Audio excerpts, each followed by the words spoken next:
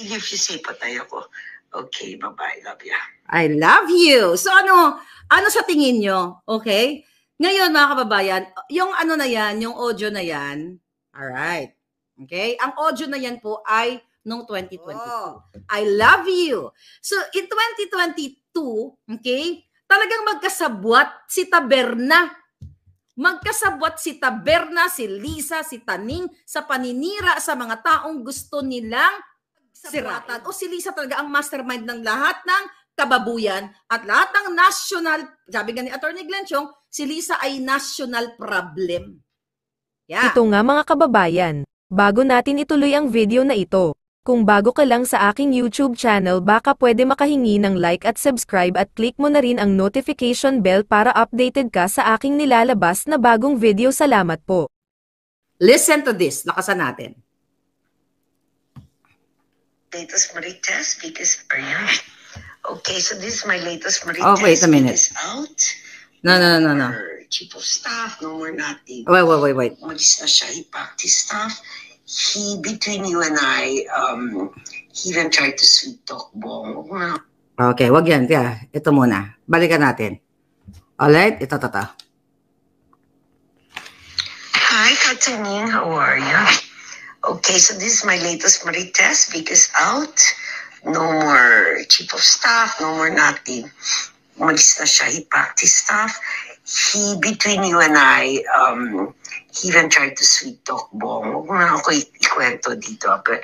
Na parang kawawa naman siya, ganyan yung pamilya niya. And Bong just stood firm and said, it's untenable na I think you have to go. Mag-break ka muna to, then bahala na ako. But yung guy was out na siya. So that's the end of that. Another thing that's been brewing is Trixie naman, nagwawala. Paying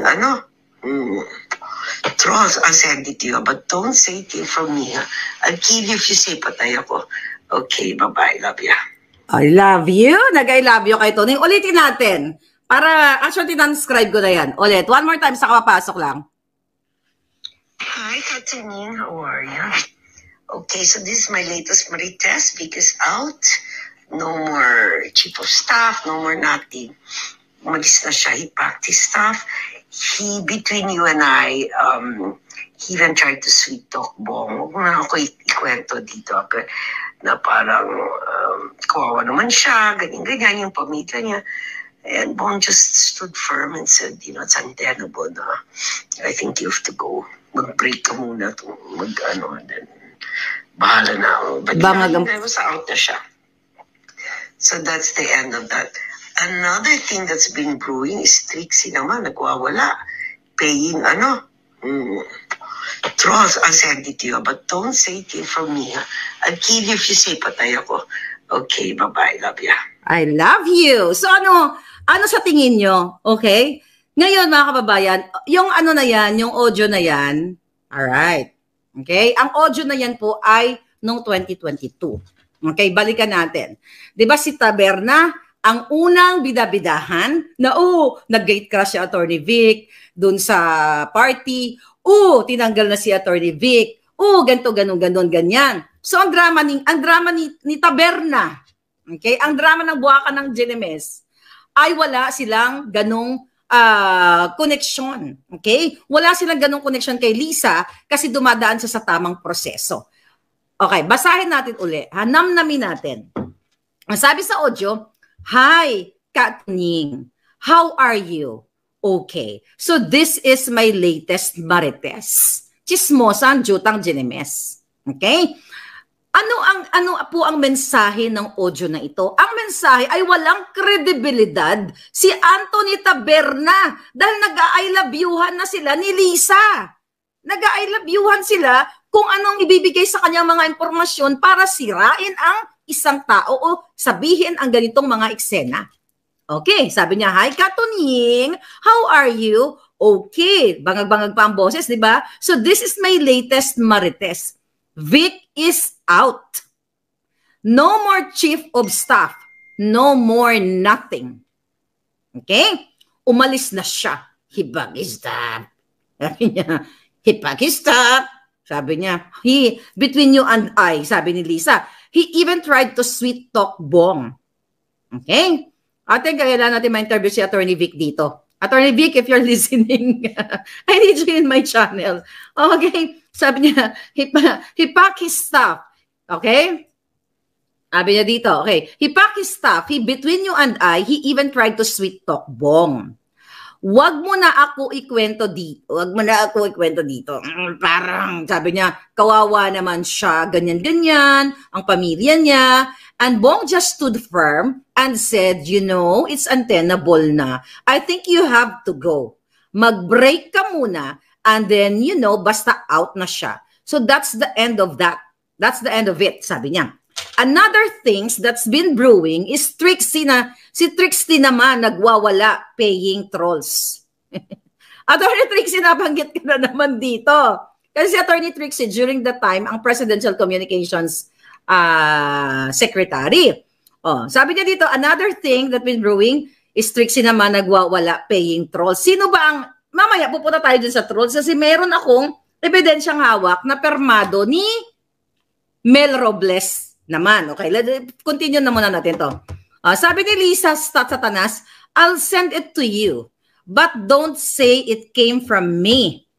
I'll give, sabi niya, but don't say it came from me. I'll give you, kung hindi patay ako. Okay, bye-bye. I love you.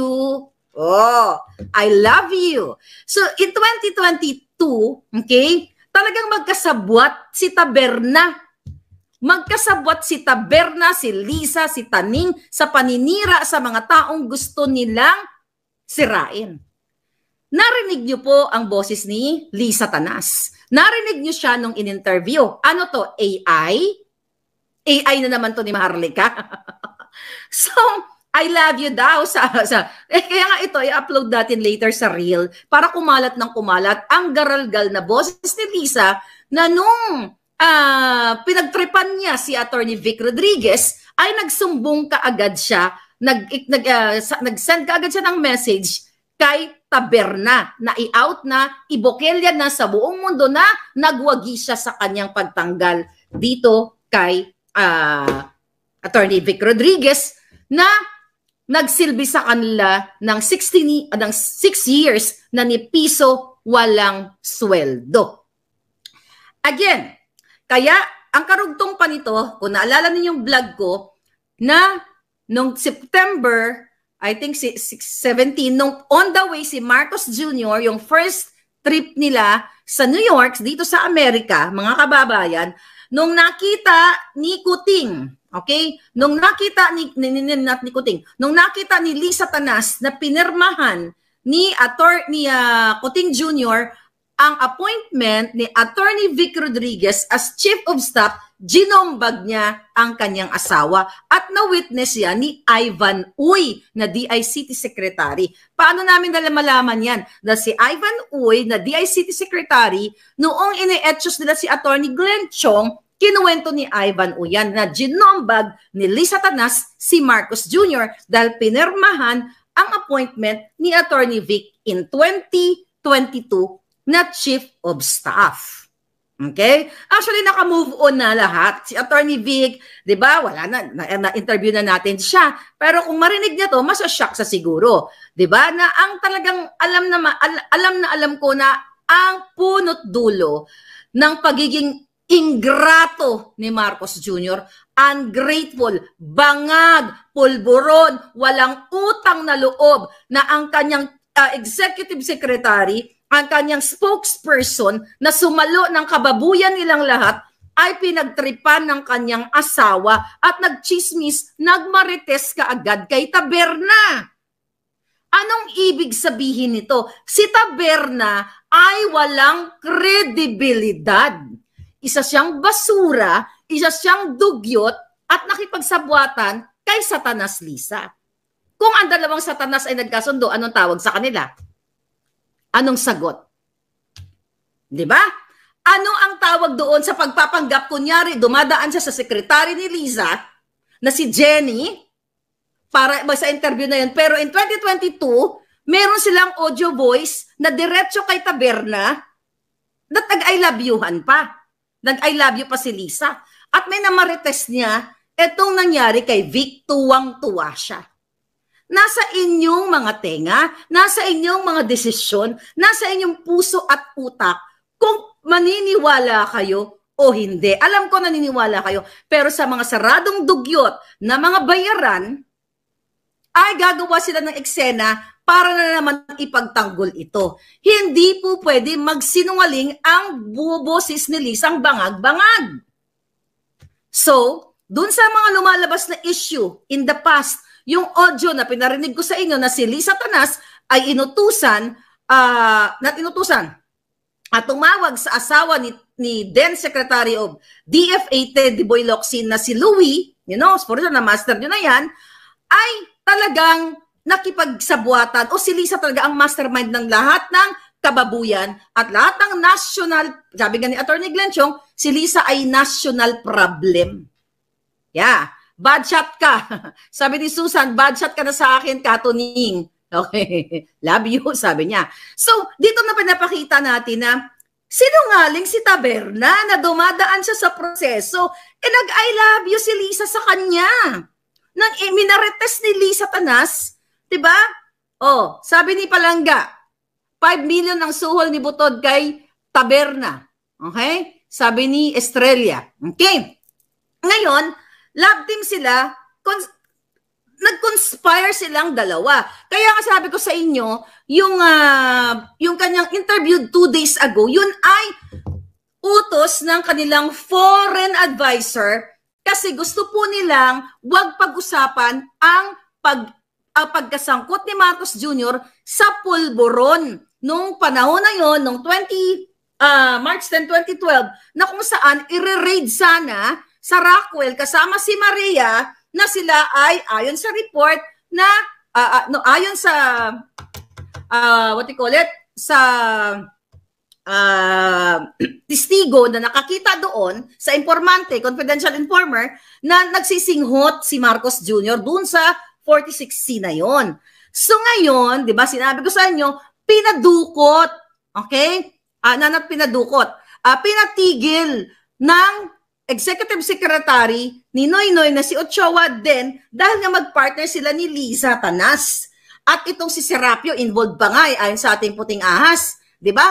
Ay ginawa nila ng paraan na wag matuloy yung raid na yon kasi nga si Bongbong Marcos ang i-raid nila. So ginawa ni Lisa ang lahat ng paraan para hindi matuloy ang raid na yon. Kaya nga nandiyan na yan sa office ni Senator Bato na inaabangan natin na iimbestigahan as soon as nakabreak pa yata ang sesyon dyan sa Senado. As soon as mag-open ang sesyon na iimbestigahan yung issue na yan para malaman ng taong bayan kung ba ang nilabas ko ay AI generated. Pero the fact na sumulat ang investigating agent during that time in March, during 2012, di ba? Wala na siya dyan dahil pinarwisyo din siya noong panahon ni Jab Noy. So anyway, so willing magtestigo itong taong ito. So yan po ang gustong pagtakpan ni Lisa.